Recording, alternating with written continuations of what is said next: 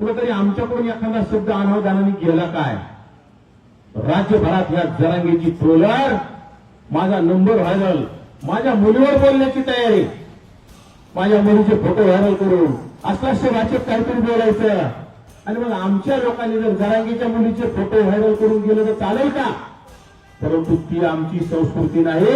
आम्ही मा जिजाऊंना मानतोय, आम्ही माता सावित्रीबाईंना मानतोय, आणि राजमाता अहिल्यादेवी होळकरांना मानतो, आम्ही माता रमाईला मानतो, आम्ही माता खाटेनांना मानतोय.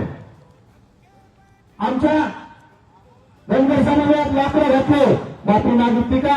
नाही. बांधवांनो, ओबीसी चळवळ मोठी करायची असेल तर एकत्र राहावं लागतं. एकाचं तोंड इकडे एकाचं तोंड तिकडे म्हणलं की ओबीसी चळवळ होणार नाही.